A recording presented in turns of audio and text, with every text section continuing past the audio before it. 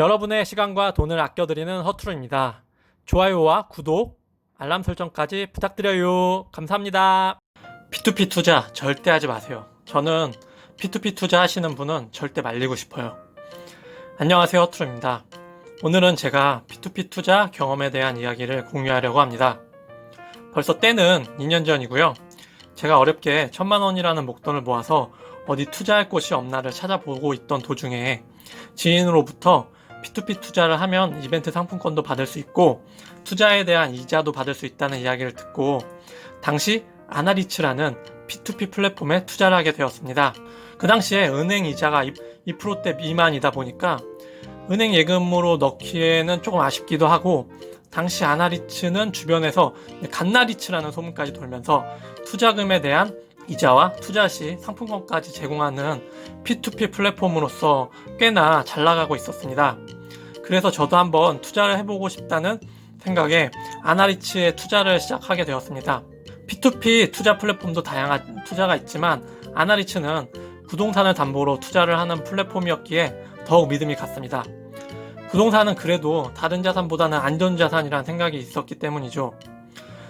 그리고 그 당시에 기대 수익률이 가장 최저인 8%대 자산들을 선호해서 투자했습니다. 그 이유는 그 당시 채권들은 보면 낮은 기대 수익이 안정성이 더 좋았기 때문이에요.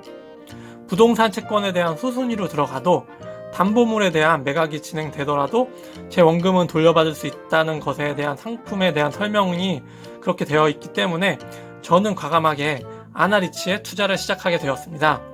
가지고 있는 1000만 원을 전부 해본 것은 아니고요. 300 정도를 우선 투자해 봤는데 그 당시에 300에 대한 1%, 즉 3만 원을 문화상품권으로 이벤트로 받았고요. 기간이 지나니까 8%에 대한 수익까지 가져오면서 여기 투자해도 되겠다는 확신이 들면서 1000만 원을 과감하게 투자하게 되었습니다. 안전하다고 나오는 상품은 나오자마자 거의 투자금이 다 채워져서 빨리 투자하지 않으면 투자를 못하는 상황이 발생했기 때문에 원하는 상품이 올라올 때 최대한 많이 빠르게 투자를 하였습니다. 그러면서 몇 번의 더 수익을 보면서 생활을 하고 있던 찰나에 결국 저는 1000만 원을 몰빵해서 투자하였고요. 갑자기 시사 프로그램에서 폰지 사기에 대한 정보가 나오더라고요. 그래서 저도 폰지 사기가 무엇인지 한번 자세히 알아보게 되었고 알고 보니 폰지 사기는 투자를 받고 나서 새로운 투자자의 돈을 가져와서 기존 투자자들에게 이제 갚아주면서 계속해서 돌려받기를 하는 그런 사기더라고요. 그러면서 제 뇌리에 혹시 이 아나리츠 플랫폼도 폰지 사기가 아니야? 라는 생각이 들었습니다. 아니나 다를까 얼마 지나지 않아 제가 투자한 상품에 대해 연체가 시작되면서 기존 투자자들이 아나리츠에 찾아가게 되었고 결국 아나리츠는 P2P 투자 사기라는 것이 밝혀졌습니다.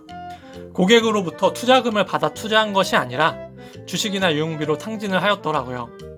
그리고 제가 투자한 1000만 원에 대해서는 단 1원도 돌려받지 못하게 되었고 현재 네이버 카페를 통해 소송을 진행 중에 있습니다. 거기다가 소송비까지 추가로 되고 이제는 시간이 꽤 흘러 해탈의 경지에 이르러 더 이상 신경을 쓰고 있지 않습니다. 특히 P2P 플랫폼 투자는 아직 규제나 법에 대한 규정이 소비자를 보호하기 충분하지 않은 것 같더라고요. 그러다 보니 무턱대고 투자를 했다가 소중한 돈을 날리실 수 있습니다.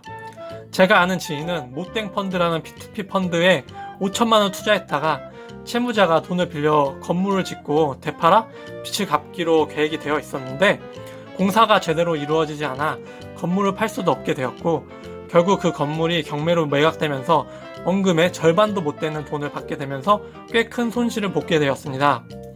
지금은 P2P 펀드 플랫폼 하나당 1000만 원까지만 되지만 이전에는 액수에 상관없이 투자를 할 수가 있어서 더 큰 손실을 보게 되었습니다. P2P 투자 역시 투자입니다. 투자 설명서를 자세히 보면 결국엔 원금을 못 받는 경우가 발생할 수 있음에 나와 있고요. 피해가 발생하면서 고스란히 피해는 투자자들에게 돌아가게 됩니다.